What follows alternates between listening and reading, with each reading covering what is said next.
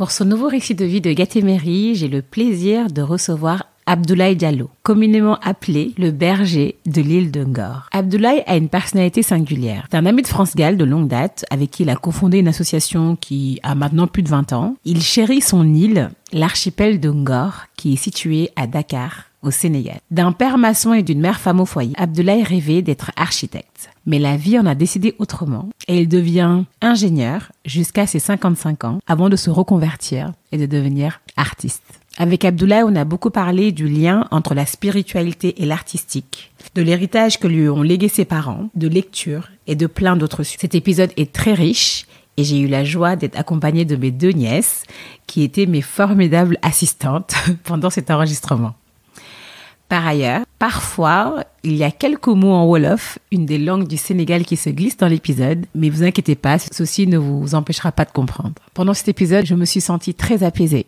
J'ai adoré mon moment avec Abdoulaye, mais je ne vous en dis pas plus et vous laisse écouter ma conversation avec le berger de l'île de Ngor. Bonjour, monsieur Diallo. Bonjour, comme ça. Comment allez-vous? Comme un jeune de 28 ans aujourd'hui. Voilà, on est chez monsieur Diallo. Accompagnez-moi de mes 2 nièces qui sont mes 2 assistantes qui sont là. Vous faites pas trop de bruit. Et on est ravis, vraiment, merci pour l'accueil. Au minimum. Parce que c'est vraiment très chouette, on est très bien en face de la mer, enfin bref.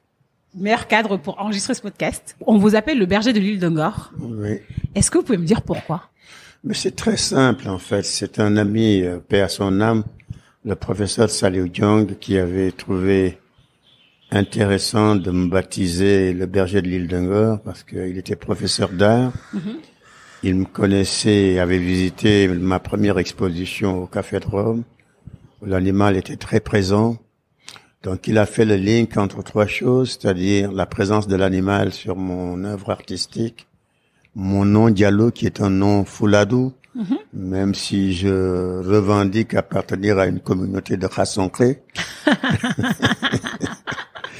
Et comme par extraordinaire, j'étais le président de l'association des amis de l'île de Ngor. D'accord. Donc une association qui avait pour objet d'effacer les marques dites négatives qu'on avait trouvées sur cette île il y a plus de 36 ans.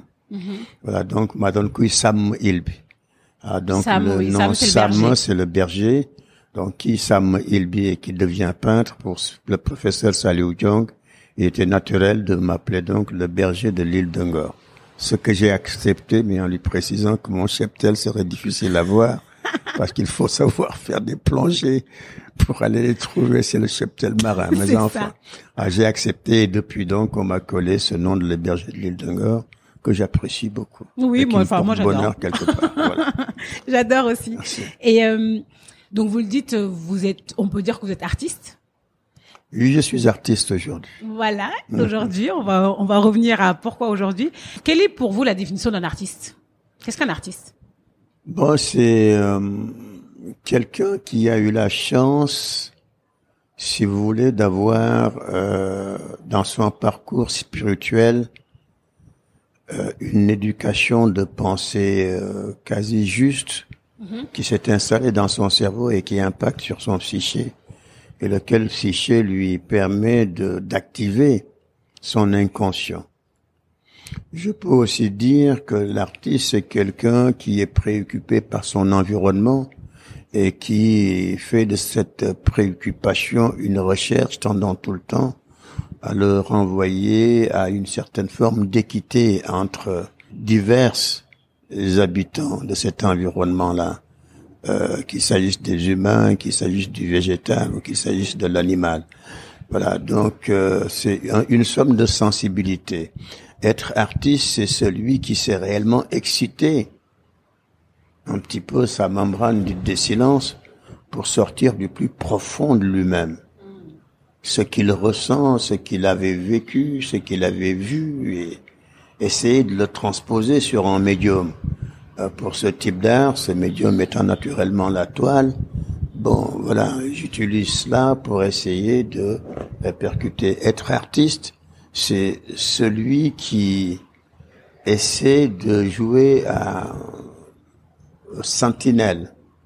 Il est sentinelle d'une société parce qu'il alerte, quelqu'un qui sait lire sa société, quelqu'un qui sait se projeter et quelqu'un qui justement sait dire attention. C'est pas prétentieux, on le fait de manière consciente ou inconsciente, mais on a tendance souvent, des fois sans en avoir réellement conscience, on a envie de dire des choses, d'alerter et de demander à l'autre, celui qui a la charge de la gestion globale de la société, qu'on appelle gouvernement ou peu importe l'appellation, de faire attention ou de s'arrêter pour repenser un système et essayer de l'améliorer.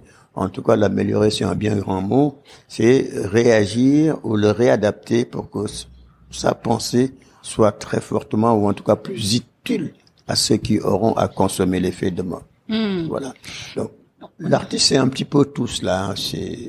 Et selon vous, du coup, comme l'artiste a un rôle d'alerteur, on va dire, qu'est-ce qui fait qu'il a cette longueur d'avance par rapport aux autres? C'est qu'il a la possibilité de laisser son inconscient souvent agir, ce qui est différent de l'homme normal. Celui qui est dans la normalité et qui refuse de sortir de certains cadres, refuse de sortir de certaines conventions, qui pense que se lever le matin, se composer le visage, même de manière hypocrite, jouer, marcher d'une certaine manière, parler d'une certaine manière, dire des choses parce que il faut qu'il reste dans des conventions et dans des règles. Bon, l'artiste n'a pas cette préoccupation. Il est même un petit peu plus dans la normalité que le philosophe. Okay. Il est hors convention, l'artiste. L'essentiel, c'est qu'il fasse quelque chose qu'il ressent.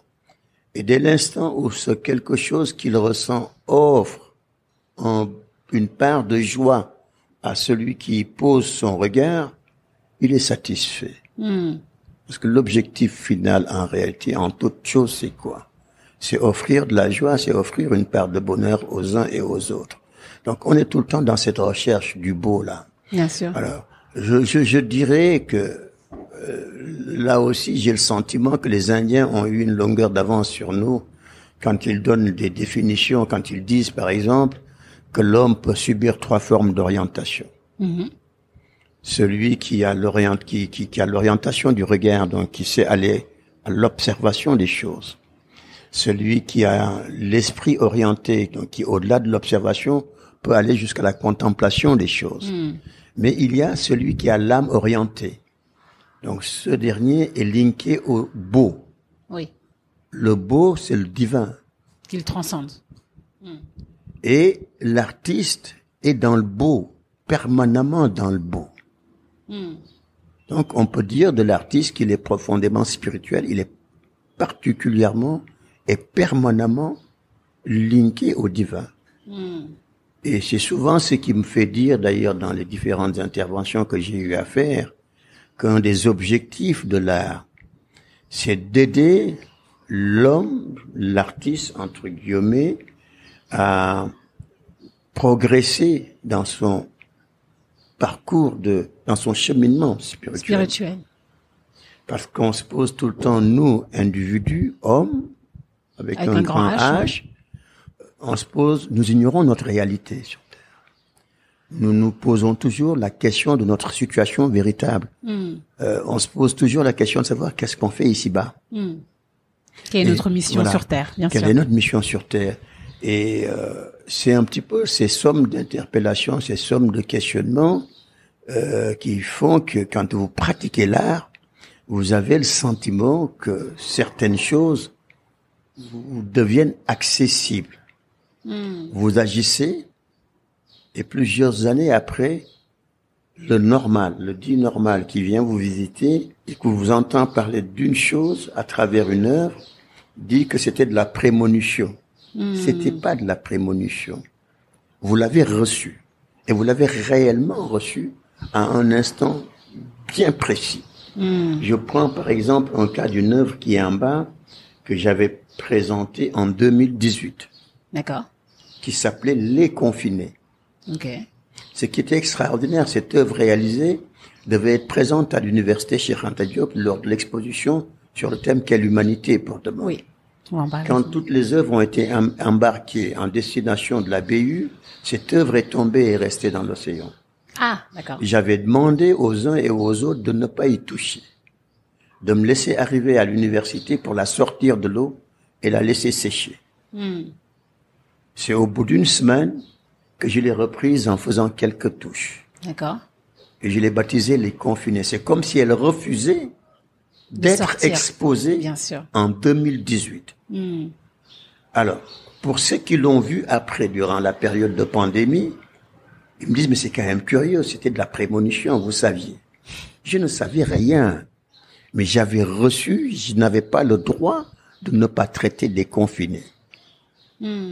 Comme sur une autre œuvre, celle que nous avons en face de nous, que j'avais baptisée « Droit constitutionnel dans une société de défiance ». Cette œuvre, par contre, pendant un moment, j'avais hésité à l'amener à l'université. D'accord. Elle s'est imposée à l'expo, comme 47e pièce. Et c'est durant l'expo, le vernissage s'est tenu le 5, et il s'est passé à Saint-Louis l'Irréparable, effectivement, des droits constitutionnels, donc le droit de revendiquer, le droit de marcher, le droit de faire, d'étudiants donc de Gaston Berger, qui ont insisté malgré la non-autorisation, et il y a eu mort d'homme. Et comme par extraordinaire, quand on voit l'œuvre, c'est un étudiant de Cheikh Anta Diop qui s'est approché de moi pour me dire, mais tonton, vous saviez qu'il allait se passer quelque chose. Je dis, que voulez-vous dire par là? Il me dit, mais pourquoi apparaît le profil de Fallou Sène sur votre œuvre? Fallou Sène, du coup, qui est la personne qui est décédée Et malheureusement. comme par extraordinaire, j'ai fait un profil sans avoir jamais vu Fallou Sène, une coulée de sang par terre, donc des pains partout comme des étudiants qui couraient dans tous les sens, et mes baskets comme pour dire que l'autorité qui était là, bien installée, et qui laissait faire. Et bon, voilà, et il s'est passé ce qui s'est passé. Pendant un moment, j'ai eu peur parce que j'étais là-bas pas comme artiste, mais je n'étais comme homme, père de famille. Bien sûr. Quand on m'a montré le profil de Fallou Sène, je me suis posé la question de savoir comment est-ce que cela ait pu arriver. Ce n'était pas de moi. Mais c'est quelque chose que vous avez reçu. C'était des formes qui étaient là. J'ai pris tout simplement le petit pinceau pour faire le contour. Et ensuite, j'ai rajouté un œil et un truc. Donc, c'est devenu le profil. Et pour celui qui regarde l'œuvre post-réalisation, rien ne peut le convaincre à ne pas penser que l'artiste savait. L'artiste ne savait pas. Il a reçu à un instant bien précis. Il a fait. Et ce qu'il a fait, bon, voilà. On l'appelle prémonition, on l'appelle comme on veut. Et puis bon, c'est comme ça. Mais c'est intéressant parce que il y a le fait de recevoir le message, il y a aussi le fait de l'entendre. Comment ça se passe quand on est artiste? Mais c'est quelque chose qui est en fait, vous savez, quand vous êtes sur votre toile par terre et comme agité, vous vous amusez à faire ce que vous n'oserez pas faire chez vous devant vos petits-enfants. Vous vous posez des questions par moment quand vous êtes tout seul. Okay. Quand je me vois danser sur une toile, il m'arrive de me dire, mais qu'est-ce qui m'arrive? Bon, quand je prends des pots de peinture et que je jette dans tous les sens sur une toile, je me dis, mais qu'est-ce que je suis en train de faire? Imaginez-vous que mon petit-fils me voit jeter des pots de peinture. Mais papy, comment et qu'il arrive à la maison et qu'il confonde le drap de grand-mère à une toile et qu'il jette il recevrait des fessées. Mais voilà, c'est donc dire que l'environnement, l'esprit, ce que vous avez décidé de faire, un certain nombre de choses vous donne des droits. Ici, à des instants précis, sur un médium précis. Ces mêmes droits, vous les perdrez dès l'instant où vous quitterez votre environnement d'artiste pour être dans autre chose. D'accord. Voilà. Okay. Ce qui vous est facilité ici et qui vous offre de la joie pourrait être en réalité ou pourrait avoir des conséquences de punition ailleurs, etc., etc. Mais bon, ça, ce sont des choses qu'il faut vivre avec l'artiste. On ne peut pas, post-réalisation, vous raconter des choses. Ce sont des instants où on est, pas dire possédé, mais on est autrement que ce qu'on aurait peut-être souhaité être dans une vie normale. Voilà. Intéressant. Bon, là, on a fait une visite de tout une expo très improvisée, on va dire, que vous avez fait actuellement. Et ce que je remarque, c'est que vous parlez de tout. Dans vos œuvres, il y a beaucoup de sujets qui sont évoqués. J'ai l'impression que vous n'avez pas de tabou, ce qui est bien.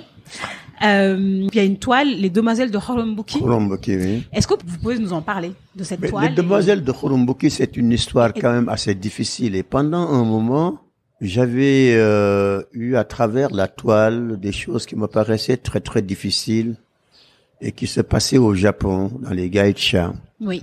Des femmes maltraitées qu'on appelait des prostituées. J'aime pas le terme. Je déteste ce terme. Mais enfin, c'est comme ça. Ce sont les appellations qui sont utilisées par l'homme aujourd'hui. Et j'avais quand même mal. Comme je suis dans un âge mûr, ce sont 28 ans. Voilà, 28 ans. 28 ans. J'ai quand même un vécu et j'ai un parcours. Et donc, du coup, je me suis souvenu de ce qui s'est passé à Khoromboki. Khoromboki, c'était une vallée qui traversait le quartier dit de Djalopit et Tiaroy, donc qui s'appelle maintenant le quartier Santayala. Mais on est vers les années 50, 52, un petit peu avant la constitution de la ville de Pékin. D'accord, donc là, dans la banlieue dakaroise. Mais bon, les tirailleurs étaient quand même revenus. Et Khoromboki, donc cette vallée était habitée par l'hyène, un petit peu avant, vers les années 40, les années 30. Au fur et à mesure que l'homme s'est implanté, l'hyène, l'animal, a quitté pour laisser la place à l'homme voyou qu'on appelait donc l'homme bouki. D'accord, l'homme loup. L'homme bouki, voilà, donc le petit voyou qui était là, qui habitait cette vallée, qui faisait ses larcins la journée ou la nuit et qui allait les cacher dans cette vallée. Donc au fur et à mesure que l'homme s'est implanté, des jeunes filles, souvent mineures, quittaient aussi leur village lointain pour venir trouver du travail à Dakar. Les banlieues où elles pouvaient être à 5, 10 dans une chambre et qui étaient accessibles du fait de peu de moyens qu'elles avaient, étaient les banlieues de Pékin, de Tiaroy, des choses comme ça. Les modes de transport qui existaient à l'époque étaient quand même très rares, parce que pour le car rapide, il fallait partir de Pékin-Icotaf. Je ne sais pas si vous voyez la distance. C'était presque 2 kilomètres à pied, pour aller prendre le car rapide. Et souvent, le car rapide, vous laissez à Bentali ou à Wagunyai ou éventuellement au marché Tilène ou à Sandaga selon le coût que vous aviez, donc les moyens que vous aviez de payer en coût jusqu'à Sandaga. Alors donc, imaginez-vous ces filles-là quitter Dakar, la Médina ou le plateau, après 16 heures. Dakar était très peu éclairé, pas du tout éclairé. Elle n'arrivait pas chez elle avant 21 heures. Donc entre 19 heures et 20 heures, surtout en pareille période, c'était tout sombre. Elles étaient les victimes faciles de ces voyous qui étaient donc autour de cette vallée. Au départ, c'était les petites bourses qu'on leur prenait. Et ensuite, en fonction des atours présentés, c'était des opérations de viol. Une fois violée, la fille était gênée de retourner dans le groupe. Ou avait peur de retourner dans le groupe parce que le propriétaire allait la mettre dehors, de peur que le voyou n'arrive chez lui. Bien sûr. Tu vois, il n'y avait pas de sécurité du tout. Elle avait honte de retourner au village parce qu'elle venait de perdre l'essentiel. Pour une femme, c'était sa féminité. Bien sûr. Et c'était un petit peu la honte de sa famille. Donc l'un dans l'autre, ne pouvant ni rejoindre le groupe, ni rejoindre sa famille, elle n'avait d'autre choix au bout de quelques jours que de retourner chez ce voyou pour se trouver un oreiller où mettre, en fait, poser sa tête et éventuellement peut-être un bout de poisson même pourri pour se mettre ça dans le ventre. Et donc, du coup, ce voyou continuait à l'abuser et un jour, s'il en abuse une, ensuite deux, ensuite trois, il ne sait pas quoi en faire. Et en fonction des atours, ils les destinent à la prostitution. Bien sûr, un proxénète, quoi. Voilà, ils se font proxénètes. Si c'est des atours intéressants, ces filles aboutissent sur le plateau. Un plateau, il y avait la coloniale. Et la population ouvrière était entre la Médina et Rebus. Donc voilà, c'était où le plateau, cette zone-là, où elles se prostituaient pour une cuillerée à café, c'est une façon de parler. Et naturellement, il arrivait que certaines d'entre elles soient touchées ou attrapées par une maladie vénérienne, ne pouvant pas se soigner et ayant honte de déclarer parce que rejetée, risque d'être rejetée par les consommateurs, elle allait tout simplement se reposer donc à Khoromboki, qui devenait progressivement un mouroir pour prostituées malades ou pour vieilles prostituées. Voilà, donc c'était une histoire douloureuse. J'avais envie de faire un roman autour pour ramener quand même nos amis avec ES à la fin, dites féministes, entre guillemets, et qui n'avaient jamais fait de plaidoyer pour ces filles. Bien sûr. Dire que bon, parmi les sans-visages et les petites mains, il y a aussi des victimes et qu'il était quand même normal que l'on ait une pensée pour elles. Bien sûr. Une pensée post-mortem, parce que peut-être que parmi celles-là, il y en a qui ont laissé des enfants sans nom de famille, et parmi ceux-là, certains qui ont peut-être eu à assumer des responsabilités assez hautes dans ce pays-là. Qui sait? Qui sait? Voilà. Donc, je dis, c'était aussi une manière là d'alerter. C'est-à-dire que quand on fait la plaidoirie pour la femme victime, n'ayons pas une pensée que pour les femmes intellectuelles. N'ayons pas une pensée que pour les femmes à visage ouvert. Ou les petites dames. Bien sûr. Bien sûr. Une femme est une femme. Qu'elle soit victime, elle mérite d'être protégée, d'être défendue.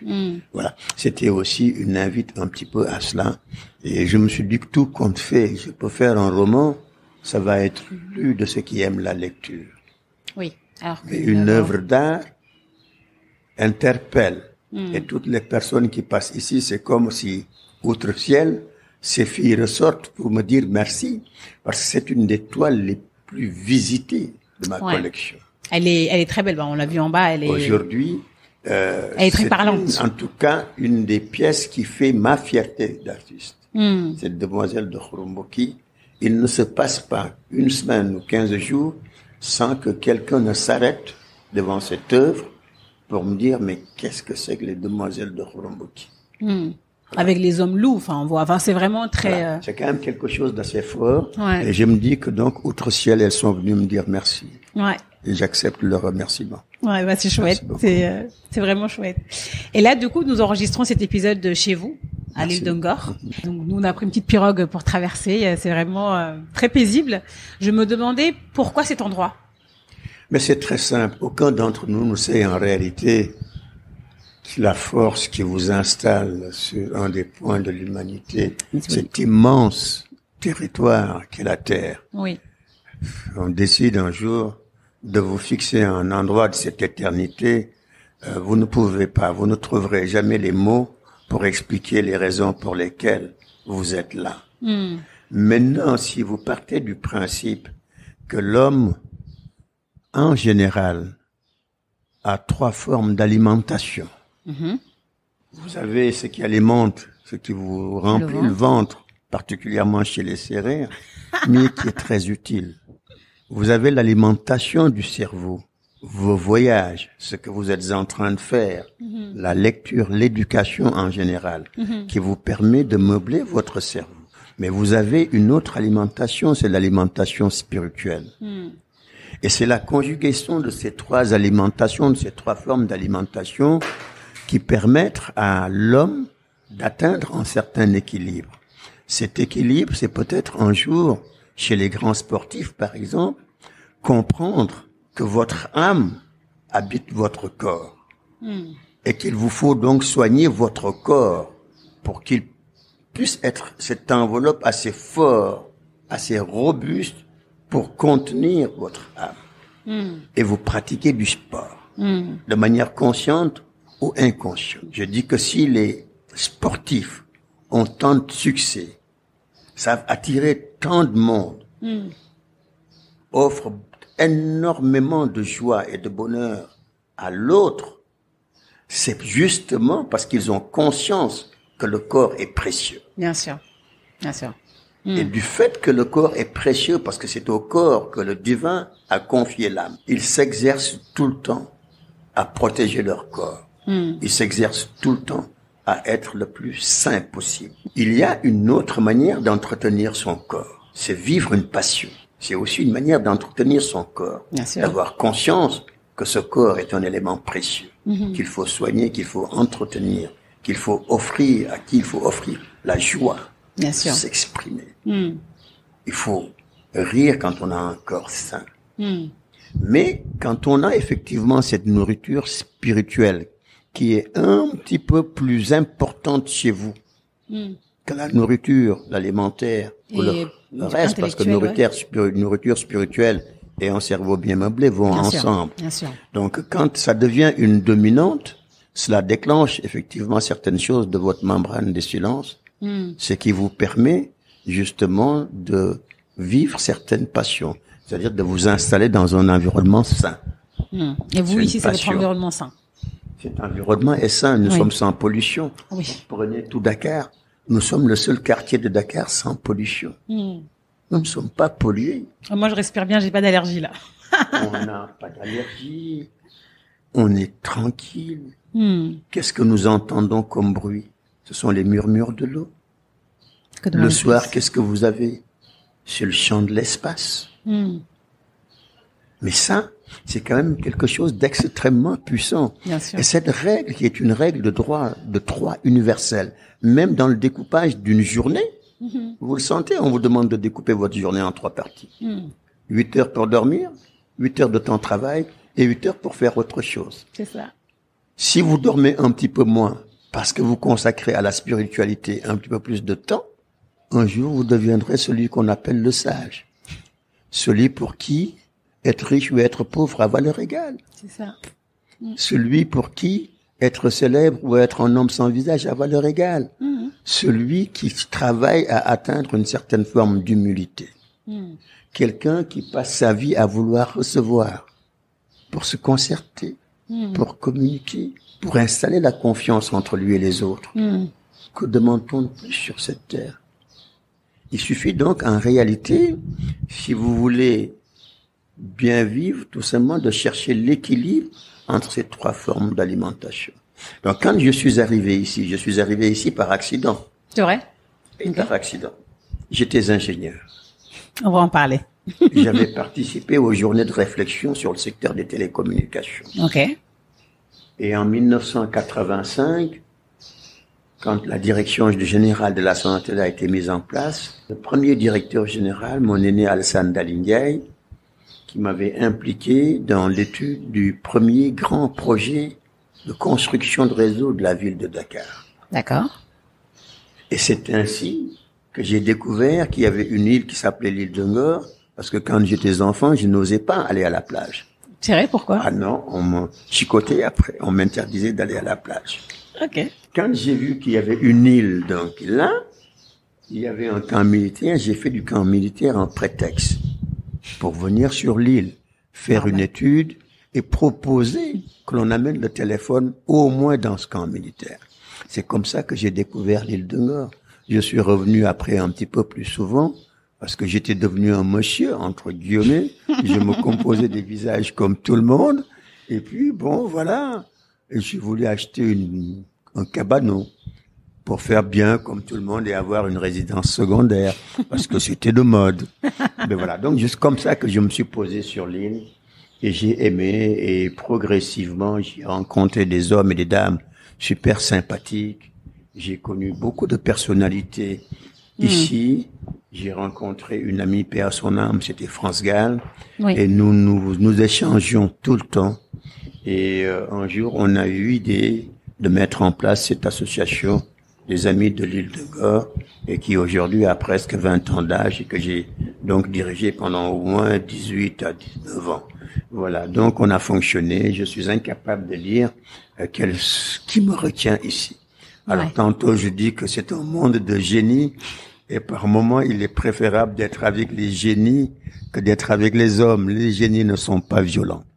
Ils vous offrent ce que vous leur demandez de vous offrir. Ils sont généreux quand ils le veulent. Et si vous vous comportez de manière un petit peu normale avec eux, ils se font vos protecteurs. Et comme elles sont toutes belles, elles sont toutes devenues mes maîtresses. Maintenant, je suis l'amant imaginaire de l'ensemble des génies de la ville de Dakar. Voilà. Donc, vous avez une œuvre qui est très, très belle, qu'on a vue tout à l'heure. Merci beaucoup. Tout à l'heure, vous parlez de votre enfance. Moi, j'aimerais bien que vous me racontiez un peu vos souvenirs d'enfance. Où vous êtes né déjà? Moi, je suis un natif de la Médina. Je suis né à la rue 5, angle 6. C'est le marché Cheikh Madické. D'accord. C'est là où on fait les meilleurs dibis du Sénégal. D'accord, dibis qui sont les grillades de viande. De mouton. Et voilà, je suis né donc dans la maison où il y a aujourd'hui une dibiterie. Super. Et qui s'appelle la dibiterie Milou. D'accord. Si vous voulez réellement goûter un bon dibi, un vrai dibi, il faut aller à la rue 5, l'angle 6. Vous aurez de la viande toute fraîche et un très très bon dibi. et demandez à mon jeune frère Mbilou que vous venez de ma part et vous serez bien servi. D'accord. Voilà. Donc, je suis un natif de la Médina, mais j'ai quitté la Médina, j'avais à peine 3 ans. D'accord. Mon père, qui était ouvrier maçon, venait de rentrer dans une coopérative, les Castors, et il avait très fortement participé à la construction des premiers lotissements de cette coopérative, constituée donc Castor 1. Mm-hmm. Et il se trouve que il a été le premier occupant de Castor 1. L'espacement entre lui et les seconds, les troisièmes et les quatrièmes était de 24 heures. D'accord. Mais voilà, il a été quand même le premier occupant. Donc je dois dire quelque part, sans en être l'aîné du point de vue de l'âge, je suis le premier garçon à poser mes pieds à Castor 1. D'accord. Et mon jeune frère est le premier natif de Castor 1. Voilà. Donc je suis né au Castor 1. Et quand nos parents sont arrivés après une maison, la première vingtaine de maisons, ils ont décidé ensemble de mettre en place une dara, une école coranique. Oui, une école coranique, ouais. Et ensuite, pose de première pierre d'une mosquée qui est Moïdjoumaï Castorbi. Et naturellement, 2 ans après, on a vu donc l'école d'Herclé 1 se mettre en place. D'accord. Et donc j'étais, bon, après mes aînés, j'étais pas le premier parce que j'étais quand même le plus jeune parmi ceux qui sont arrivés après moi. Oui. Voilà, donc j'ai fait mes classes primaires à Dercléen. Et avant cela, on n'allait pas au jardin d'enfants, on allait à l'école coranique. Vous avez Donc, commencé par l'école coranique, voilà. ouais. Donc j'ai commencé par l'école coranique parce que mon papa voulait que je devienne un jour imam. C'est vrai. Mhm. Et vous vouliez? Bah, disons que moi, je voulais ce que mon père voulait. Je ne me posais jamais de questions. Et ma vie a été ponctuée d'ailleurs de volontés autres que la mienne. Alors, Ça, c'est pendant que intéressant. voilà, J'aimerais mon vous en parler. père voulait que je devienne imam. Ma maman voulait que je devienne quelqu'un, c'est-à-dire que j'aille à l'école. Et en définitive, le compromis a été trouvé parce que j'étais, je dirais pas brillant, mais je suivais bien mes cours coraniques et je ne disais jamais non à papa. D'accord. Le mercredi, j'acceptais de prendre le pot comme font les talibés. Je le faisais pas de manière régulière. Mais quand j'ai compris que c'était dans ma formation, Vous avez été assidu. je l'ai accepté. Je sortais de ma petite chambre pour dormir à même le sol et dans le salon, par moments dans la cour, parce qu'il fallait que je laisse la place à des cousins qui venaient de Dagana, ou à des tantes ou des oncles qui venaient de Dagana pour visiter leurs frères ou leurs sœurs. Parce que mes parents sont cousins, cousines. D'accord. Donc, ce qu'on pouvait considérer comme des formes de souffrance en tant qu'enfant, c'est une fois que j'ai atteint un certain âge que j'ai compris que c'était une des meilleures écoles que j'ai eues dans ma vie. Parce que ce qui me permet aujourd'hui d'être à l'aise dans une case, Comme, et d'autres aussi à l'aise à Georges V. Bah, bien sûr. Mais voilà. Donc, j'ai subi cela, je l'ai accepté, et ce qui m'a le plus marqué par contre dans ma vie, c'est la volonté qu'avait ma maman à faire de moi un bon élève. Scolaire. Un Oui. bon élève, oui, d'accord. Elle était analphabète comme mon père. Elle prenait, quand chaque fois que je revenais de l'école, elle prenait mon syllabaire ou le Mamadou Ebinata. Elle allait voir une copine qui a été à l'école pour apprendre ma propre leçon et une leçon d'avance. Pour se faire ma répétitrice. Et ça, je dis, j'ai vécu avec elle comme ça quasiment jusqu'à son décès l'année dernière. Ah oui, c'est récent. J'étais assez proche de ma mère. Ça, c'était le point le plus fort de ma vie. C'est là où j'ai eu réellement la plus belle des transmissions. Une maman qui avait une volonté, qui n'avait pas de base, mais c'est sa volonté. C'est-à-dire donc, elle a vécu ce que je considère être une recommandation divine. C'est un hadith du prophète qui dit que si la volonté de l'homme s'attachait à atteindre ce qui est au-delà du trône céleste, elle y parviendrait forcément par la grâce d'Allah. Donc cette volonté que maman avait à faire de moi quelqu'un m'a permis de rejoindre en 1970 la France pour des études supérieures. Et dire que jusqu'en 1970, l'épargne de mon père n'était pas suffisante pour m'offrir le billet d'avion. Et il refusait que je parte en France avec un billet d'avion donné par le Sénégal. Parce ok. qu'il disait, il était opposant à Senghor.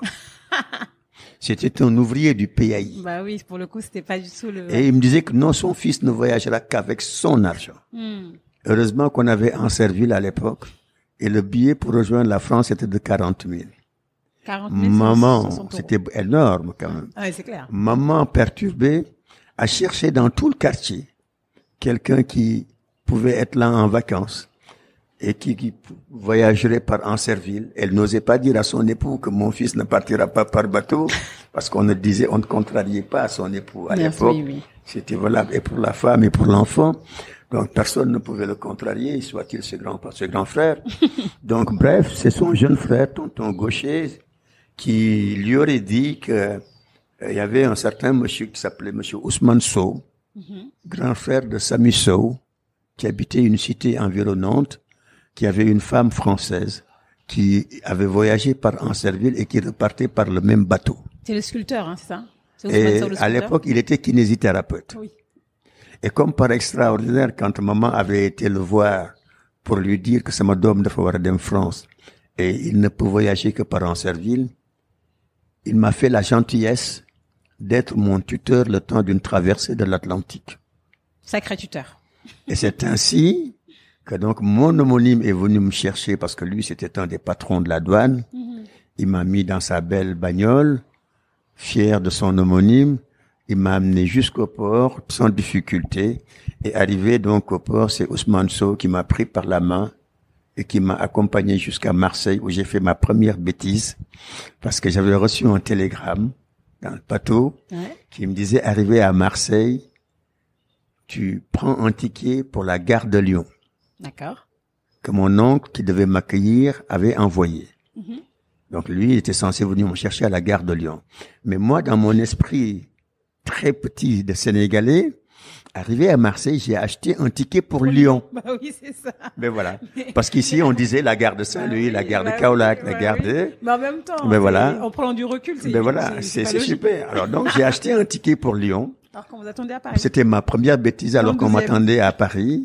Mais je suis resté, et c'est là où j'ai reçu la première gentillesse française. Alors quand on me parle de Paris et des Français d'une certaine matière, je suis quelque part des fois choqué. Parce qu'il y a une somme de gentillesse, une somme de bonheur que j'ai quand même eu pendant 8 ans dans ce pays que je ne peux pas effacer comme ça. Bien sûr. Imaginez-vous un garçon qui voyage pour la première fois de sa vie, qui arrive à Marseille, qui prend un ticket pour Lyon, alors qu'il est attendu à Paris. Alors j'étais là debout, tout bête, perdu. Là, juste au moment où passe à côté de moi un homme d'un certain âge qui s'arrête pour me dire, jeune homme, vous cherchez quelqu'un.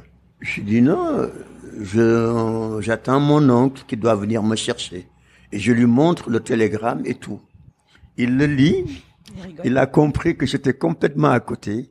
Il a eu la gentillesse, c'est dommage que j'étais pas dans la mémoire, sinon j'aurais quand même consigné tous ses noms et prénoms. Bien sûr. Pour aujourd'hui, ne serait-ce pour des besoins d'écriture.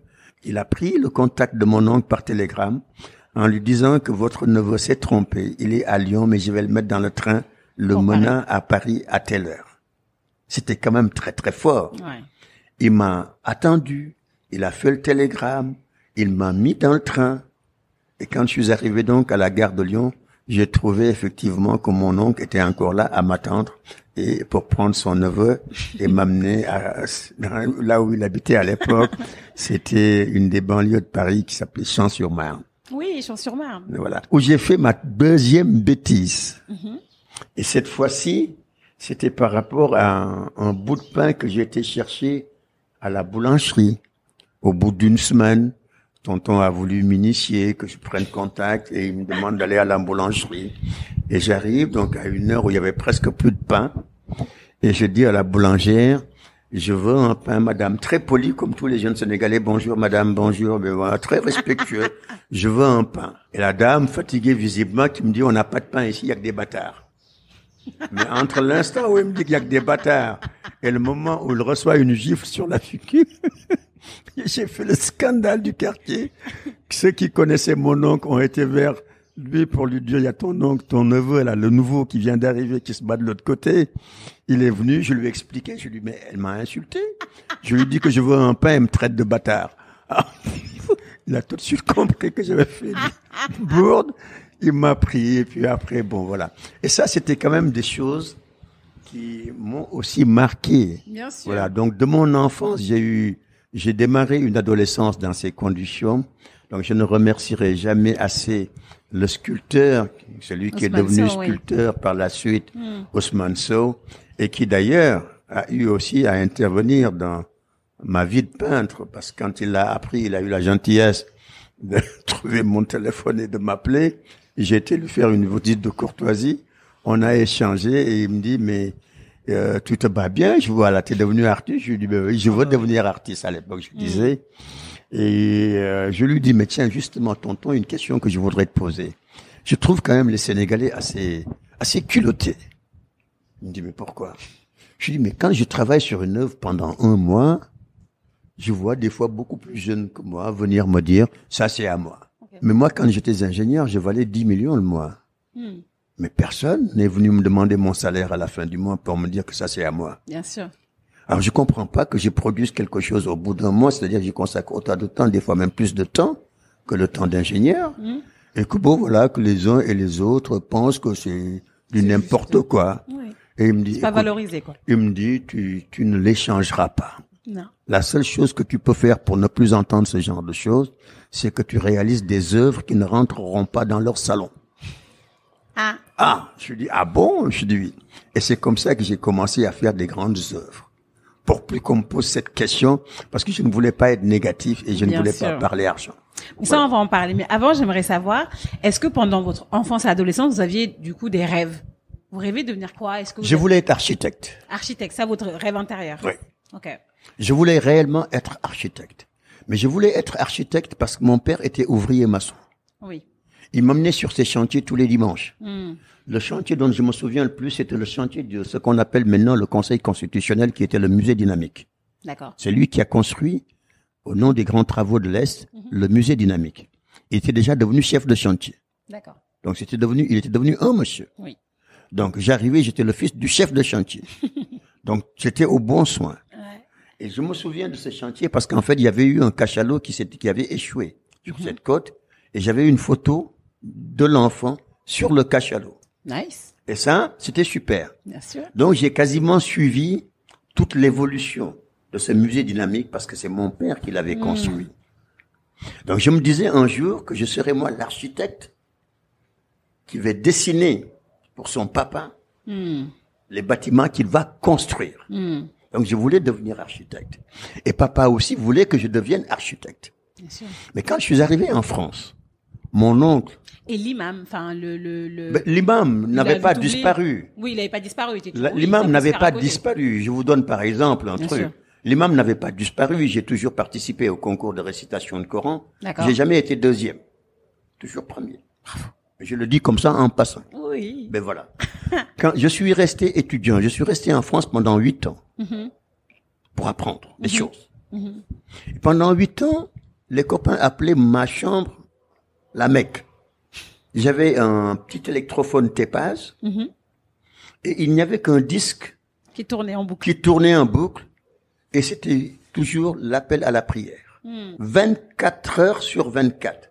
Certains copains ou certains jeunes frères disaient chez le grand Nec, on va pas y aller parce que là-bas c'est la Mecque, quoi. Alors donc, en réalité, l'imam a toujours été là, même si je ne l'ai pas pratiqué. Bien sûr, je comprends.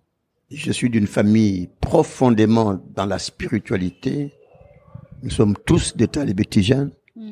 Quand je suis rentré, je n'avais qu'une chose, j'étais ras des cimetières. Toutes les minutes que j'avais, je les consacrais au zikr. J'étais tout le temps à la recherche de ce nom. J'étais tout le temps chez des papas, chez des grands-parents, d'amis de grands-parents, qui détenaient, comme on dit, certains secrets. Et j'avais envie qu'ils me transmettent. J'y consacrais des nuits entières. Je dormais très très peu. Je voulais, dans la pratique de tous les jours, devenir un imam sans mosquée. Mais ça rejoint ce que vous disiez au tout début par rapport à la quête spirituelle. Enfin, elle a toujours été là. Voilà, c'est quand même très très très voilà. lié. Elle a toujours été là et elle ne me quittera jamais. Bien sûr. Même J'ai une question là-dessus, mais je vous la pose après. J'ai le sentiment que dans ce que je fais, il y a une certaine continuité. Bien sûr. Je dis très rarement une chose. J'avais toujours rêvé de convertir quelqu'un à l'islam. C'est vrai? Ouais. J'ai vécu Pourquoi? comme ça. J'avais envie de faire découvrir la beauté de l'islam. Oui, bien sûr. D'accord, dans ce sens. À des personnes qui ne connaissaient pas l'islam. Comme j'ai été à la découverte du judaïsme. Parce que j'ai rencontré dans ma vie une dame juive, 2 dames de cette communauté. Et un homme, 3, de cette communauté. L'homme, je me souviens, parce qu'on est tout le temps en contact, il s'agit de Charles Zrayen. Ok. Donc 3 personnes de cette communauté qui m'ont rendu des services énormes. La première, je cherchais du travail le soir pour pouvoir financer un certain nombre de choses. Et dans l'entreprise, on m'appelait Doudou. D'accord, Abdoulaye Doudou. Alors, j'arrive, le chef d'équipe me dit, Doudou, prends ça, amène ça à gauche. Mais je dis, ah, mais pourquoi il m'appelle Doudou, ce con-là? Je m'appelle pas Doudou, c'est Je m'appelle pas Doudou. Alors, pour lui dire que bon, voilà, j'ai réagi comme lui. Il me dit, Doudou, prends ça, amène à gauche. Alors, Doudou prend ça, il va à droite. Alors, il avait commencé à dire que c'est le plus con des doudous qu'on a dans l'entreprise. J'ai joué le jeu jusqu'au jour où il a eu des Canadiens qui étaient venus, à qui il devait expliquer le fonctionnement d'une machine en anglais. Et il ne savait pas faire. Il savait pas faire. Et le doudou qui était là et qui voyait qu'il était quand même embêté, l'a tiré d'affaire.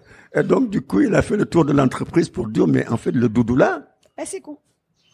il est quand même curieux parce qu'il a le bac de chez lui, il a le bac français, il a le bac anglais. Bon, voilà. De fil en aiguille, ça a fait du bruit au sein de l'entreprise. La patronne, qui était donc la communauté juive, m'a fait appeler le lendemain.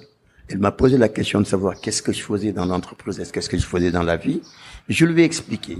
Elle m'a dit que désormais, vous viendrez vous mettre là dans mon bureau pour travailler. Et je continuerai à vous donner ce que je vous ai donné jusqu'à présent tous les mois. C'était quand même énorme. Bien sûr. La deuxième dame de la communauté juive que j'ai rencontrée, j'étais asthmatique, toujours asthmatique. Et j'avais tout le temps des crises. Tous les jeudis, j'étais à l'hôpital universitaire pour une perfusion. Et un jour, je rencontre un professeur de l'hôpital Laennec, le professeur Chrétien, qui me dit qu'il vous faut trouver un point en hauteur à Paris si vous voulez rester à Paris. Le seul point en hauteur que j'avais, c'était ou Montmartre ou les Buttes-Chaumont. Et on me propose un studio juste sur la rue de Botzaris, au 62-64, rue Botzaris, juste en face du parc des Buttes-Chaumont. La propriétaire était une dame aussi de la communauté juive. Le loyer était de 1180 francs. Et ma bourse était de 1200 francs.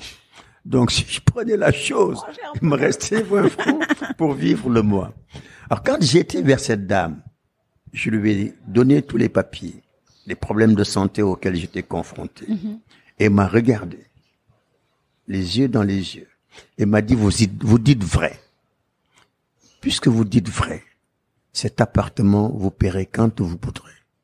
Elle m'a donné un des plus beaux studios du 62-64 Botzaris, et c'était super parce qu'en plus, à côté, il y avait la SFP, et à l'époque, les Claudettes de Claude François venaient prendre un verre le soir au troquet qui était juste en dessous de l'immeuble. J'adore. Donc, je frimais. Quand j'arrivais, je sortais de mon studio et j'allais à ce troquet-là pour voir les Claudettes. Enfin, et un jour, on est devenus d'ailleurs des amis. Voilà. Donc ça, c'était aussi quelque chose de magnifique. La troisième personne, c'était Charles Zrayen. Charles Zrayen, c'est un homme d'un certain âge que j'ai connu chez ITT, qui en a toujours pris comme mon fils. Et quand il a pris sa retraite, il a continué à venir au Sénégal parce qu'il avait beaucoup de respect et de considération pour moi. Et à un certain moment de ma vie, j'ai touché réellement le fond. Et c'est Charles qui était là pour me soutenir et pour me tirer d'affaire.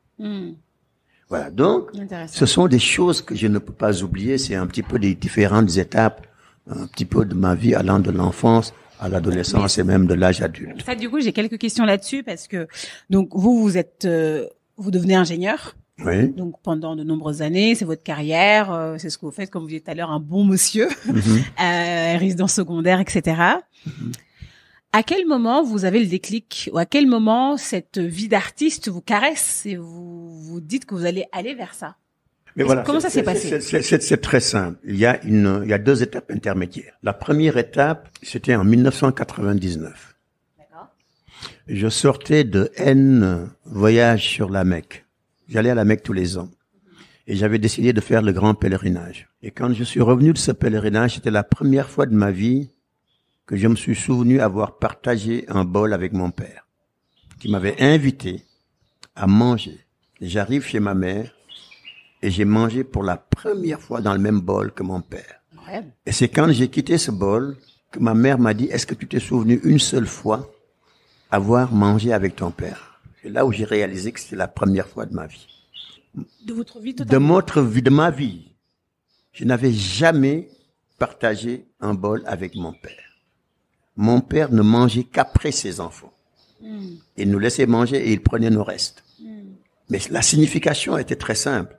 C'est-à-dire que pour lui, maintenant que j'ai accompli le dernier pilier de l'islam, j'ai fait le grand pèlerinage à la Mecque, c'est à cet âge-là que pour lui, je suis devenu adulte. Donc, je pouvais partager le même bol avec lui. Et c'est après que j'ai eu une série d'initiations, de manière directe, par mon père. J'étais pour lui dans la possibilité de recevoir. Vous aviez quel âge? En 1999, j'en ai 69, aujourd'hui nous sommes en 2021, je devais avoir 39 ans, 40 ans à peu près. Et je me tiens, voilà, maintenant que la question me posait, j'étais pas loin de mes 40 ans. Voilà. Donc c'était à partir de ce moment que j'ai quasiment tout reçu de mon père. Et en fin de vie, je l'accompagne à l'hôpital. Il est hospitalisé.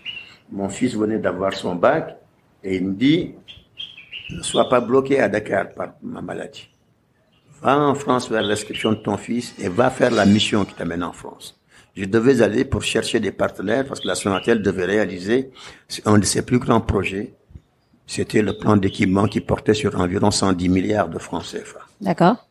Donc je me suis dit, je devais me rendre en France et je ne devais pas le rater.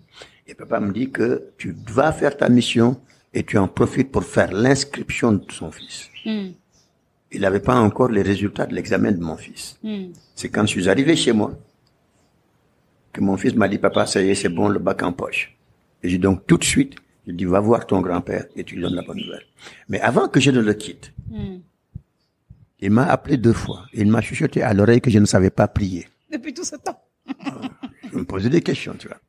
Bon, alors je me dis que c'est la maladie. Je dis, bon, d'accord, papa, maintenant je peux y aller. Il me dit oui.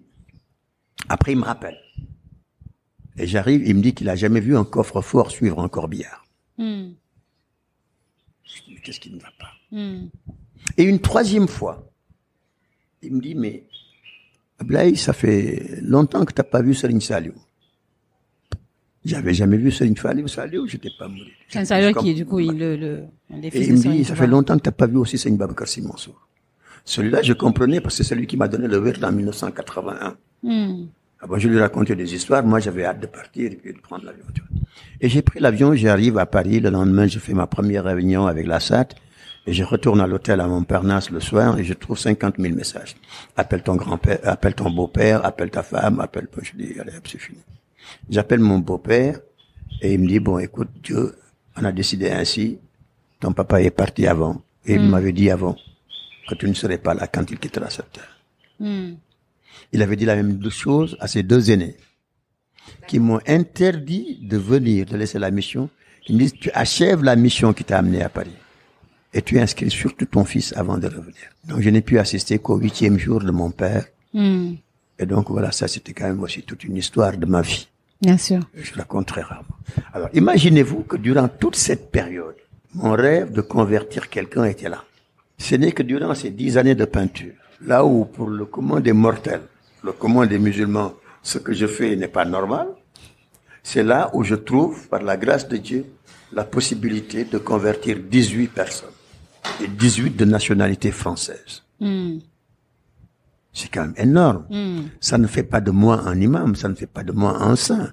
Mais je dis que mon rêve d'enfant se réalise alors que je suis dans un métier qui a pour objectif d'orienter et de consolider le process de perfectionnement de notre dimension spirituelle. Bon, maintenant, quand on rattache tout ça, un jour, j'écrirai peut-être tout ça et je trouverai les mots qu'il faut peut-être pour raconter. Voilà. Et mais ça me dit pas qu'est-ce qui vous a fait changer de métier. Mais la deuxième étape, c'était mon beau-père. D'accord. Quand mon père est décédé, je rentre. Je me suis dit tout simplement que mon père n'a jamais vu un coffre-fort suivre un corbillard. Cette course effrénée au fric, je vais l'arrêter tout de suite. Et ça, c'était spontané, enfin. C'était spontané. Ok. En 99, j'ai décidé de ne plus travailler. Okay. J'avais un bon business, j'ai laissé ça aux plus jeunes qui étaient là en leur disant vous en faites ce que vous voulez. Et je les ai accompagnés pendant quelques mois, mais de manière mytho. Et j'avais regretté de ne pas avoir consacré assez de temps à mon père. Bien sûr. J'avais réellement un problème de conscience. Et comme par extraordinaire, ma belle-mère était là. Elle était paralysée. Mon beau-père était là. Et il était atteint de cécité. Je me suis dit, mais en réalité, le temps que je n'ai pas offert à mon père, je vais volontairement me faire le bâton de vieillesse de mon beau-père.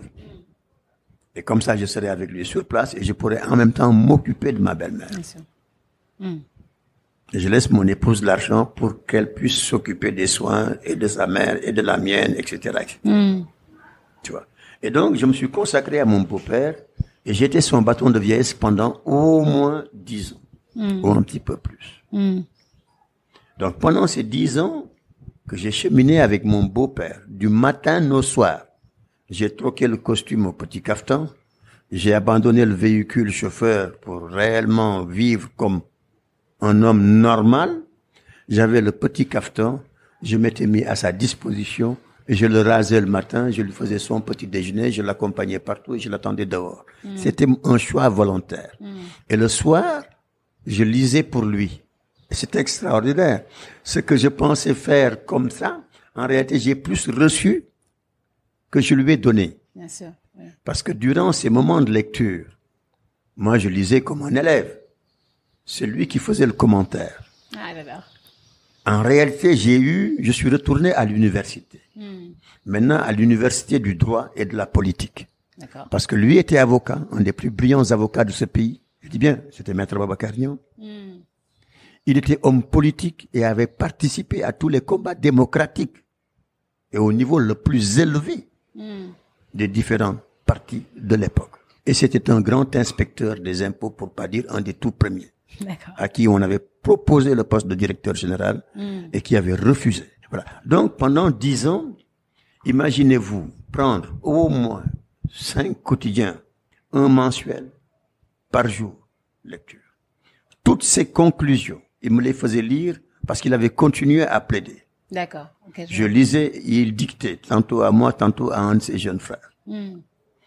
Il recevait des livres régulièrement. Je les lisais pour lui. On a ensemble parcouru quasiment les 50 constitutions européennes pour pouvoir travailler sur le thème du code de la famille. Je lisais et c'est lui qui commentait. Il me dictait et j'écrivais. Donc, voyez-vous, ça c'était une université qu'aucun étudiant n'a eu.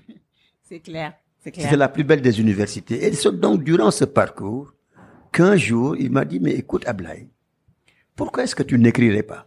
Je lui ai dit, mais papa, un ingénieur, comment veux-tu qu'un ingénieur écrive en politique des choses comme ça? Il me dit, tu sais, Birago Diop avait une des plus belles plumes de ce pays et pourtant, il était scientifique. Il me dit, il faut que tu écrives.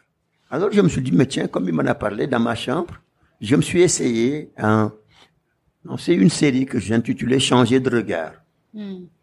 C'était du temps de Wade. Et j'ai fait un premier numéro que je lui ai montré comme tout étudiant. Je lui ai lu, il a corrigé en me disant qu'est-ce que tu as fait ça, change ça, mets ça, ne mets pas ça, etc., sûr, etc. Ouais. Coupe ça, rajoute ça. Voilà. Donc, quand j'ai publié cela a eu un succès impossible. Alors là, je ne me sentais plus volé. Vous avez dit, c'est bon. Et du coup, une semaine après, je lui ai proposé un deuxième texte. Il me dit, mais Ablaye, toi aussi, c'est pas comme ça. Comme ça. Tu laisses au moins le temps aux uns et aux autres de digérer ton premier papier. Hein? Et puis après, tu leur proposeras. Ah bon, je dis, papa, puisque c'est comme ça, c'est bon. Ah, donc, c'est comme ça que je suis arrivé à l'écriture. Et naturellement, à son décès, je lui ai aussi rendu un hommage que l'ensemble des journaux de la place avaient publié. Et parmi ces gens qui avaient vu l'hommage, il y avait tonton Amadou Makhtar Mbow, qui était membre du Cénacle avec lui, et qui a posé la question de savoir qui est ce garçon qui a fait cet hommage à Babacar. On lui a dit que c'est un jeune Abdoulaye Diallo, celui qui l'accompagne. Il pensait que j'étais payé pour faire le... Ah oui, voilà. Comme un Et c'est comme ça, voilà. Donc, après, j'ai été le visiter, il m'a reçu. Je lui ai expliqué, il connaissait très bien mon père, mais il était loin de s'imaginer que j'avais été à l'école, tu vois. Alors que même étudiant, je le voyais, mais j'étais toujours très discret derrière les je vois très bien. Alors donc, bon, voilà. Et il m'a dit, écoute, il faut que tu fasses une conférence sur Babacar, que je présiderai, pour dire aussi la générosité de ces hommes. J'ai fait la conférence, et lors de la conférence, bon, le public était tellement satisfait, tonton a dit, on était arrivé à verser des larmes. Voilà, et tout le monde m'a demandé si je pouvais faire un ouvrage sur Babacar. J'ai pris l'engagement de faire un ouvrage. Un an après, j'ai publié La face cachée de notre démocratie, que tonton Amadou Makhtar Mbow a préfacé. Et à la limite, quelque part, 50 années d'histoire politique du Sénégal. Amadou Alidien disait que c'était le livre qui renseigne le plus sur l'histoire politique du Sénégal. Alors cela m'avait un petit peu flatté aussi. Donc du coup, j'ai continué. Je me suis dit, bon, peut-être la passion que je cherchais, parce que sans perdre de vue une chose, mon père me disait tout le temps qu'un homme à 50 ans doit vivre de passion et de spiritualité. Je me disais que pour mes 50 ans sont quand même bien là aujourd'hui. Je vais continuer à développer une passion pour l'écriture. La lecture, j'y étais tout le temps. Et j'ai continué à écrire, à jouer, jusqu'en 2010, où j'ai publié Sénégal 2012, Le temps du peuple. Et un jour, voilà, je reviens sur l'île, j'étais avec France Gall. Et un Arthus Bertrand, devant France Gall, me pose la question de savoir comment était née l'île de Ngor. Bon, je lui ai dit que du volcan des Mamelles, sans autre précision. Et c'est quand on s'est quitté que je me suis mis à échafauder un projet de livre sur l'île. Parce que je me dis que mais celui-là, c'est un grand reporter. Imaginons qu'il vérifie et qu'on lui dise que c'est faux. J'aurais l'air de quoi? Donc, j'ai échafaudé en moins de 2 heures de temps un projet d'écriture sur donc cette fille que j'ai baptisée la fille du volcan. Et après, j'ai été à la recherche donc à l'IST, l'Institut des sciences de la Terre. J'ai rencontré le professeur Pape Goumbalo qui me dit que malheureusement, il n'y avait pas beaucoup de matière sur l'île de Ngor, mais il confirme effectivement que l'île était née du volcan des Mamelles entre 800 000 et 1 million d'années. Bon, je reste aux Archives nationales pendant 1 an, aucun matériau sur l'île de Ngor. J'utilise l'imaginaire populaire et naturellement, j'ai fini par produire un livre à partir de l'imaginaire populaire et de quelques bribes d'informations que j'avais glanées à gauche et à droite. Et c'est au moment de présenter cet ouvrage-là, qui était destiné au FESMAN. Ouais. Parce qu'on m'avait dit que le président Wade devait le financer. Oui. Je n'ai jamais eu le financement, je l'ai financé sur fonds propres. D'accord. Quand on m'a demandé de le présenter au FESMAN, j'ai refusé. En disant que si vous voulez que je vous parle de l'île de Ngor, vous allez accepter de vous mouiller les fesses. C'est sur l'île que je vous parlerai de l'île de Ngor. Donc bref, ça s'est pas fait durant le FESMAN. Quelques 2 ans après, la mairie de Ngor m'avait sollicité pour un certain nombre d'exemplaires. Je leur ai dit en contrepartie, vous donnerez tant. Et on va donc organiser un festival avec Gaston Madera, le festival Djoko, avec cet argent. Et il fallait trouver des fonds. On s'est rendu à la mairie de Dakar. Il se trouve que Khalifa avait des maires de capitale africaine qui lui rendaient visite pour le Rébellion. Khalifa qui était le maire de Dakar. De Dakar. Voilà, donc c'est comme ça que tous ces maires de capitale africaine sont venus ici. Et je me dis à l'occasion, donc il fallait que le festival soit quand même beau, d'autant que j'étais le président de l'association. Donc on a fait une belle fête. Et du coup, j'ai eu idée à la dernière minute de faire la présentation du livre ce jour-là, où il y avait Khalifa, il y avait Awa Ndiaye comme ministre de la Culture, il y avait Abdou Fall comme ministre, et il y avait naturellement 11 maires de capitale africaine. La fête était tellement belle, il y avait des performeurs partout, qu'après la présentation du livre, comme Krembaï était à côté de moi, et je le voyais performer d'une manière quasi magique, pendant un moment, j'ai eu envie de faire rire le public. Et comme Cré était dans un état assez particulier, j'ai un petit peu mimé ses gestes pour faire rire. Et comme par hasard, en mimant les gestes de Cré sur une toile que j'ai faite moi-même, j'ai déposé la toile là, et je suis parti faire le tour des performeurs. Quand je suis revenu, j'ai trouvé 3 personnes devant cette œuvre. L'un des couples est actuellement d'ailleurs, c'est DJ Rock, qui se met devant la toile, ils m'attendent tous, j'arrive, Ils me disent, mais Abdoulaye, est-ce que tu connais l'artiste qui a fait cette toile? Je dis à DJ, mais tu te fous de ma gueule, quoi. Tu sais très bien que c'est pas moi, c'est pas une toile, ça, c'est n'importe quoi. Il me dit, ah non, Abdoulaye, ça, c'est la plus belle des œuvres que j'ai vues durant toute la performance. Honnêtement, si c'est toi, moi, je veux bien l'acheter. Mais je dis, elle est pas terminée. Laisse-moi la terminer. J'ai encore, alors là, je me suis mis à frimer. Disant, mais laisse-moi la revoir, des trucs comme ça. Alors, j'étais surpris parce que son épouse derrière vient presque perturbée. Elle voulait coûte que coûte rentrer avec cette œuvre. Je n'avais rien compris. Un autre qui fait le tour et qui revient, qui c'est cet artiste. Alors bon, pendant un moment, je me suis dit, mais je suis devenu fou ou quoi? En 5-10 minutes, un truc comme ça, et puis tout le monde. Mais voilà. On me propose des prix de fou. Mais attends, c'est quoi tout ça? C'est clair. Alors bon, voilà, je me dis, bon, stop. Et du coup, tac, comme j'avais 59 ans, j'aime le chiffre. Ouais. Pour moi, 59, c'est 14. Je suis un admirateur de Salvador Dali. 59, c'est 14. Ok, très bien. Je vois. Salvador, tout de suite dans ma tête, Ouais. rapide. Pop, pop, pop. Et vous êtes ingénieur aussi, hein. Nous ne l'oublions pas. Un petit peu, voilà. Bon, voilà. Donc, 59, 14, Salvador Dali a commencé à peindre, il avait 14 ans. À 15 ans, il a exposé. 15 ans, c'est 6. Moi, je vais vers mes 60 ans, ça va faire 6. Je vais exposer à 60 ans. Et c'est comme ça. Et en une année, bam. Et j'ai dit aux amis qui étaient là, écoutez, à Didier et à sa femme, j'ai dit, cette œuvre sera l'œuvre de Marie-Pierre. Mais après une exposition d'1 an. L'année prochaine, je vais faire une exposition. Je vais devenir peintre un jour. Mais je vous l'offrerai après. Ils me disent banco. Et donc, le lendemain, naturellement, je voulais pas passer pour un menteur. Ah bah oui. Je savais même pas comment s'appelaient les noms des peintures. J'ai appelé tout le monde pour dire, mais où est-ce qu'on peut trouver de la peinture? Où est-ce qu'on peut trouver de la toile, etc., etc. J'ai été me faire un stock. Je pensais que c'était aussi facile. Je pense pas, non. Alors là, je suis revenu, rond, ça passait pas. Ah oui. Au bout de 15 jours, 20 jours, mais j'ai galéré, ça ne passait pas. J'en ai eu marre, je dis, bah, tant pis.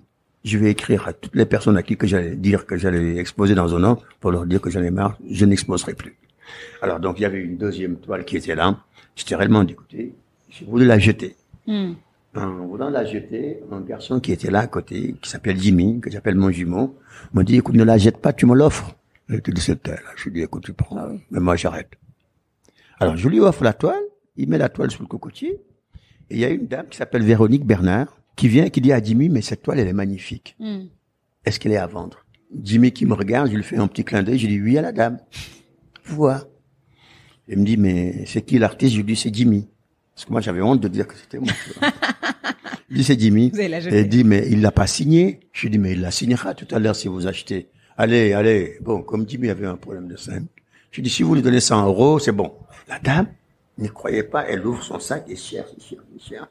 Elle trouve 45 000 francs CFA. Elle me dit que j'ai 45 000. L'équivalent de 60. Je dis, bon, écoute, c'est pas 60 grave, vous lui donnez les 45 000. Jimmy, tu lui fais ça à 45 000. Jimmy était okay. tout heureux clair. d'avoir ses 45 000 francs. Et la dame était toute heureuse d'avoir sa toile. Bien sûr. Mais je lui dis, bah, écoute, bon, le temps d'aller lui chercher le pain sur le truc, comme vous entrez dans l'eau, il va vous signer ça. Allez-y. Alors la dame est partie prendre un pic là dans l'eau, je prends le pinceau et je lui mets Jimmy Star. Elle était toute contente de repartir avec cette œuvre. Et elle n'a jamais connu l'histoire de cette œuvre. Elle n'est pas revenue? Elle vient souvent, je lui ai dit. C'est une œuvre qu'elle a dans son salon. Elle peut, elle, dire que j'ai la deuxième œuvre du Le Berger de l'île d'Ungor. Mais signée Jimmy Star, donc elle est unique au monde. C'est clair. Voilà. Donc, comme ça, je me suis dit, mais en réalité, la première fois, je n'y croyais pas et tout le monde m'a dit que c'était une œuvre qui était très belle. Là, je galère, je suis dégoûté, je jette et quelqu'un trouve ça magnifique et l'achète. Je vais pas arrêter. Parce que je vais continuer, même si ça ne produit que 40 000 francs pour mon jumeau. Je vais continuer et je vais inciter mon jumeau à faire la même chose. Lui, au moins, ainsi, il gagnera sa vie. C'est clair. Voilà. Et moi, j'aurais fait un beau geste. Et je me suis mis, j'ai acheté encore, j'ai continué à travailler dur, jusqu'au jour où un ami, un aîné, qui était propriétaire du musée de Boribana et qui était anthropologue, qui vivait à Los Angeles, qui avait des galeries partout. Et il m'a trouvé en train de travail. Il me dit, écoute, Ablaye, est-ce que je peux te documenter? Je dis, oui, grand. Il me dit, je vais te filmer. Il va chez lui, il prend sa caméra et il vient. Et il prend un film. Il me dit rien. Et c'est arrivé à Los Angeles que son épouse, Cici Hatchpound, m'envoie un film pour me dire que c'est un cadeau qu'on t'envoie. Mais Abdoulaye, tu es sur ta voie. Aboubacar me dit, comme je te sais passionné, si tu continues là-dedans, apprends à dessiner, tu seras un jour un grand artiste. Au même moment, France Gall, un jour qui arrive, tu vois, comme la visite qu'on a faite tout à l'heure, j'avais mis plein d'œuvres alignées, plein de prix fantaisistes. Voilà. Et France qui entre et qui me dit, ça c'est à moi, ça c'est à moi, ça c'est à moi, ça c'est à moi. Si toi, je la regarde, je dis, mais France, tu sais, je suis très cher. Elle me dit, je m'en fous. Elle repart chez elle, elle demande à Tran, son fils spirituel, de venir récupérer les œuvres. Je dis, mais c'est pas possible. Elle prend toutes les œuvres. Elle m'appelle, elle me dit, Abdoulaye, est-ce que tu peux m'aider à les installer? Je rentre chez elle, je l'aide à les installer, une dans sa chambre, une dans le salon de son fils. Et elle me dit, celle-là ira à Wagram, l'autre ira aux États-Unis avec moi, etc., etc.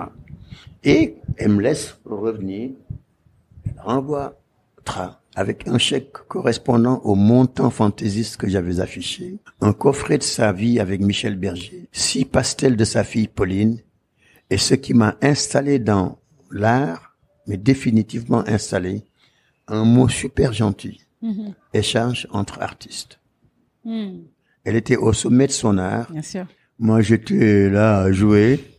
Et je me dis que bon, pour elle, je n'arrêterai Le jeu était devenu jamais sérieux. Quoi, oui. Et malheureusement, 2 ou 3 ans après, elle est décédée. Et voilà, ça m'a encore un petit peu plus fixé dans cette chose. Et je dis que je dois un jour compter comme artiste, ne serait-ce que pour sa mémoire. Voilà. Super. Tout à l'heure, vous l'avez brièvement évoqué, que vous aviez dans votre parcours des moments où vous étiez dans le fond. Moi, j'appelle ça les traversées du désert, à l'image de l'alchimiste de Paulo Coelho. Paulo Coelho. Voilà, c'est traverser le désert, on avance, on sait pas vers où on va, mais vous, est-ce que vous avez eu des moments comme ça? J'avoue sincèrement que c'était durant ma carrière d'ingénieur et ma vie professionnelle. C'était juste l'après-pèlerinage, en fait. Je venais de perdre mon père et j'avais été vidé par des collaborateurs qui m'avaient pris 169 millions de francs CFA. En me laissant donc toute une ardoise par rapport au fisc, toute une ardoise par rapport à la sécurité sociale. Voilà, donc plein de dettes un petit peu partout que j'ai longtemps traîné. Donc bon, voilà, donc du coup, ça m'avait un petit peu cassé. Heureusement qu'on avait une épargne familiale que j'avais toujours laissée à mon épouse et qui continuait à gérer. Jusqu'au jour où, voilà, j'ai galéré jusqu'en 2008, donc pendant presque 10 ans. Parce que je n'avais vraiment plus envie de travailler. J'avais subi ce choc très très fort. Mon fils venait d'avoir son bac, il fallait que je le finance. Voilà, c'était donc des moments de difficultés économiques énormes. Oui. Et durant ces moments-là, j'ai rencontré Charles Zrayen, qui m'a beaucoup appuyé et qui m'a beaucoup aidé. Et c'était extrêmement important. Jusqu'en 2008, où j'ai rencontré le groupe Huawei sur la demande d'un jeune frère qui m'a dit que voilà, nos amis chinois sont là, ils sont dans les projets eGov, c'est le réseau, ils ne maîtrisent pas trop les normes locales, qui sont les normes françaises. Est-ce que tu peux les aider à les accompagner sur 1 an, 2 ans? Je dis honnêtement, j'en avais pas envie, mais bon, si c'est pour une utilité publique et pour le Sénégal, pourquoi pas.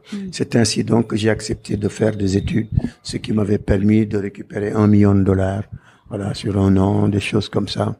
Et pour se remettre sur pied, donc, quoi. Voilà, je me suis remis un petit peu dans la chose pour dire maintenant il faut que je respecte mon engagement moral. C'est ne plus courir derrière le fric. Et puis bon voilà, je reste dans la lecture, dans l'écriture et aujourd'hui dans la peinture. Et aujourd'hui, en quoi vous vous sentez à votre place? C'est une notion dont je parle souvent dans ce podcast, c'est la notion de sweet spot, l'endroit où on se sent bien et à sa place, et on est vraiment dans notre vérité. J'ai trouvé mon équilibre ici. Et cet équilibre, j'en avais besoin. J'ai eu le sentiment d'avoir vécu dans l'hypocrisie comme tout le monde pendant un moment. Se réveiller un matin, se mettre dans une cravate d'une certaine manière. Il fallait qu'elle soit rayée dans un costume de tel type parce qu'on doit rencontrer monsieur un tel. D'être dans un grand bureau parce qu'il faut laisser une certaine distance à l'autre qui arrive pour l'intimider. Il fallait. J'avais pas le droit d'aller manger il fallait que je sois au Terrou-Bi ou au Savannah. Il fallait que je sois au California ou à George V. Il fallait que. Et en réalité, quand j'ai compris que tout ceci ne correspondait pas à mon éducation de base, et tout ceci ne me permettrait jamais d'atteindre une certaine humilité, je dis que je ne remercierai jamais assez le ciel de m'avoir permis de vivre quelques difficultés et d'avoir tenté de vivre autrement. Quand je vous dis que jusqu'à l'âge de 60 ans, je n'avais jamais pris de Ndiagandiaï ou de Carapide. J'ai mis presque une semaine pour oser mettre les pieds dans son Ndiagandiaï. J'ai fait le test au Mali. En plus, j'étais gêné de faire ça ici. Comme si j'étais pas un homme comme tout le monde. C'était quand même très très grave.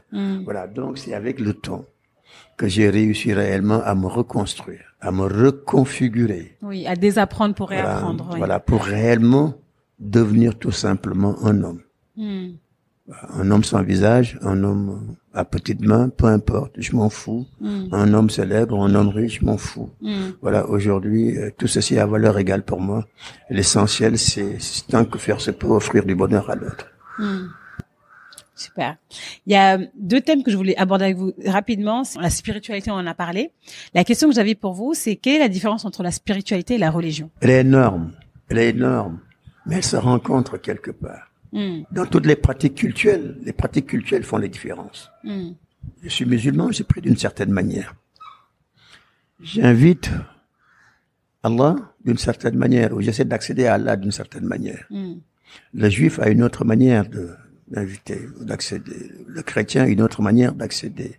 La spiritualité, c'est une invite à aller vers l'humain, non pas pour sa centralité, mais dans la possibilité d'aller, de faciliter sur les interdépendances entre les êtres. Le spirituel ne peut pas travailler que par rapport à un élément de la planète. Il travaille l'humain, il fera de sorte que l'humain reste l'humain, mais que cet humain-là puisse vivre des interdépendances sincères et de confiance avec les autres êtres vivants. Nous ne sommes pas que les seuls êtres vivants de cette terre. Les animaux sont des êtres vivants. Et donc c'est la somme, c'est le mélange de religiosité, de cerveau bien meublé, de corps sain qui pourra vous permettre, si vous voulez, si vous laissez un petit peu tous ces éléments de votre esprit ou de votre âme et corps se concerter, qui vous offrira un jour une certaine union. Et une union équilibrée, intérieure. Bien sûr, bien sûr. Et c'est cette somme de tout ça qui fait la spiritualité de l'individu. La spiritualité, quelque part, est au-dessus, selon moi, de la religion. On peut être homme de religion sans être profondément spirituel. On peut ne pas être dans la religion et être un spirituel. Je pense que vous avez lu le livre Soufi mon amour. Je l'ai parcouru. Ouais. Voilà. Et parcouru. C'est un livre que je lis chaque année et je viens de le finir là et c'est c'est puissant. Ah, très puissant. Et très fortement pénétrant. Ah ouais. J'ai lu quelque part que vous disiez que le mariage était votre réussite absolue. Mais tout récemment, j'aimerais avoir votre avis là-dessus. Récemment, j'ai fait un post à l'occasion du mariage d'une de mes nièces. Oui, j'ai vu sur Instagram. Mais voilà, voilà ma pensée. Est-ce que vous pouvez Du coup, je ne pourrais peut-être pas le dire. Mais en réalité, comme je dis, il n'y a pas la notion de hiérarchie comme on a l'habitude de le dire. Chez nous, pour moi, n'existe pas dans le mariage. Il n'y a pas de loi hiérarchique. Il y a quelque chose qui est effectivement dans le mariage musulman. Il y a des parents de la fille, un transfert d'autorité et de prérogatives que nous faisons sur ce jeune qui vient vous demander la main de votre enfant. Oui. On lui transfère toute l'autorité que nous avions sur notre enfant, fille, on le lui transfère. Mais on ne lui transfère pas parce qu'il est homme. Parce que c'est lui le puissant, c'est parce que c'est lui le fort. On le lui transfère pour lui dire qu'il doit assumer une responsabilité. Et cette responsabilité commence par devoir faire quelque chose qui est essentiel. C'est-à-dire que ce que les parents ont fait pour que leur fille soit suffisamment belle, un cerveau suffisamment bien meublé, pour que le tout attire ce jeune garçon-là, son premier rôle, c'est de travailler à l'équilibre de son union, pour que cette fille soit toujours beaucoup plus belle, beaucoup plus équilibrée, beaucoup plus épanouie. Voilà l'invite que l'islam fait à l'homme qui demande la main d'une fille et aux parents qui doivent donner la main de leur fille à un garçon. Maintenant, je dis en toute chose, et ça c'est la quintessence de la religion musulmane, de toutes les religions, l'invite à la concertation. Elle vaut dans le couple. Quand on est un couple, on se concerte. On rentre en couple pourquoi? Par rapport à quoi? C'est parce qu'au départ, il y a eu cette confiance a priori de l'un et de l'autre vers l'autre. Mais cette confiance a priori, elle cesse d'être confiance a priori dès l'instant où vous rentrez en couple, parce que rentrer en couple, c'est vous inviter à, par la concertation, à reconstruire cette confiance a priori pour la transformer en une confiance totale. Et elle est essentielle. Et cette confiance totale ne peut être installée que sur une somme de règles. Bien sûr. La première de ces règles, c'est le respect. Après, c'est la bienveillance. Après, c'est l'humilité. Après, c'est la compassion. Après, ça va jusqu'à l'authenticité. Maintenant, si vous êtes homme de religion, si vous croyez en une religion, comme moi je suis croyant musulman, je dis que des cœurs unis et qui prient ensemble ont la même somme de récompense que toute une assemblée de quartiers ou d'humanité réunie pour prier le même Dieu qui est Allah subhanahu wa ta'ala. Donc, le couple pour moi est quelque chose d'extrêmement important dans la vie de notre humanité. Et je dis aux uns et aux autres, et particulièrement aux jeunes, que ce parfum flottant-là, du vivre en couple, il faudrait qu'ils fassent de sorte que cela puisse se perpétrer. Parce que la transmission ne peut se faire que par là. Cette transmission, c'est déjà commencé par transmettre de manière saine cette petite goutte qui trouvera le ventre de la femme et qui m'inspire tout le temps. Quand on m'appelle le peintre de la gestation, je dis que c'est dans ce ventre propre et sain de la femme que le Créateur s'est choisi pour réellement élaborer, pour ensuite construire ce qu'il a de plus cher sur terre, c'est-à-dire l'homme. C'est lui qui le dit, c'est pas moi. De tout ce qu'il a créé, ce qu'il a de plus cher, c'est l'humain. C'est dans ce ventre propre et sain de la femme que cette goutte colorée et légèrement transparente arrive rencontrer d'autres couleurs, d'autres matières, et c'est l'entrelacement, la transformation, les échanges et les effacements qui se passent à l'intérieur de ce ventre précieux de la femme, somme de couleurs et de matières que se construisent cet être cher qu'on appelle l'humain. Ce qui me fait tout le temps dire, ça c'est la parenthèse, que la femme est porteuse de l'humanité. Elle est porteuse de l'humanité parce que dans son ventre, si elle a eu la chance d'enfanter, elle détient les empreintes de l'humanité et l'ADN de l'humanité. Bien sûr. D'autant que les scientifiques sont tous d'accord sur le fait que aucune grossesse n'est la même et aucun accouchement ne se fait de la même manière. Absolument. Donc, qui ne connaît pas la femme, qui ne respecte pas la femme, ou qui pense que la femme est, n'a rien compris de la vie et ne comprendra jamais rien de la vie. C'est Dieu qui a choisi la femme pour s'offrir ce qu'il a de plus cher, c'est l'humain. Donc, traiter la femme d'une certaine matière, c'est ignorer la religion, c'est n'avoir aucune spiritualité, aucune sensibilité et à la limite, pas de cerveau du tout.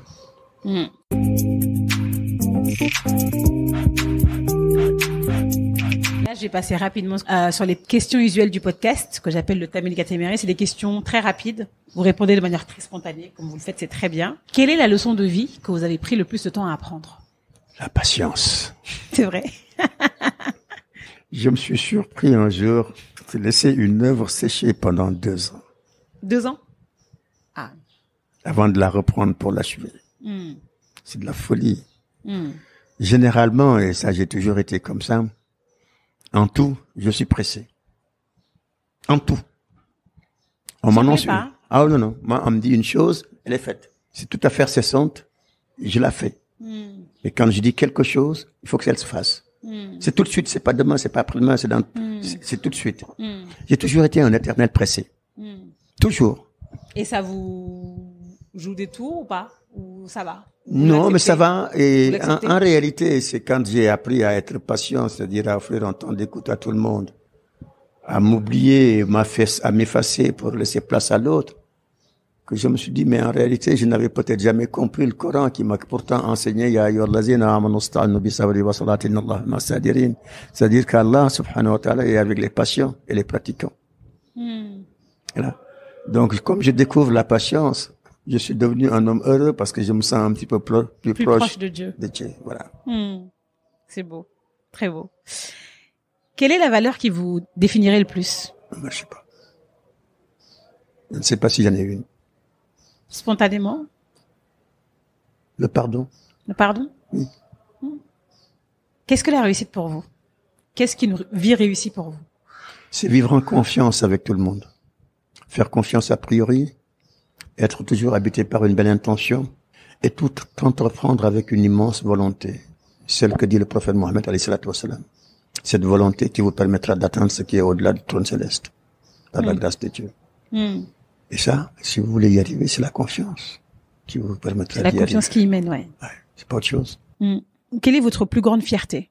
D'avoir servi peut-être mon épouse. C'est-à-dire? D'être à sa disposition. C'est beau. Tout simplement. On veut beaucoup d'Abdoulaye, en fait. Merci beaucoup. C'est très rare. La jeune génération, on veut plus d'Abdoulaye. Merci beaucoup. Merci. C'est beau, vraiment, c'est très très beau. Qu'est-ce qui vous fait lever du lit le matin? Quel est votre moteur? Je dis maintenant, c'est ancré. La machine, elle fonctionne pour qu'à 3h30 du matin, je me lève pour tendre ma main au ciel. Je ne peux plus, depuis des décennies, être au lit au-delà de 3h30 du matin.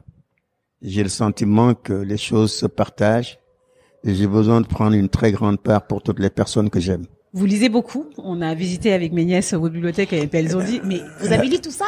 Elle a été ma première maîtresse, la lecture. La lecture. Est-ce que vous avez un livre? Un livre.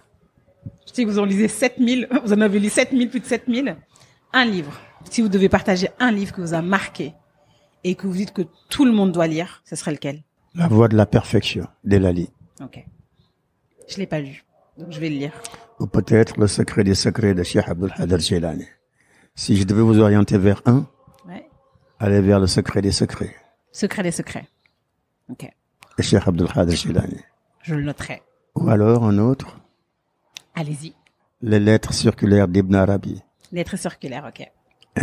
Est-ce que vous avez un mot de la fin? Quelque chose que vous voudrez partager avec nous? Vous avez partagé énormément de choses, je suis très ravie. Je suis... vous dire merci et souhaiter surtout à mes princesses qui sont ici de bien grandir.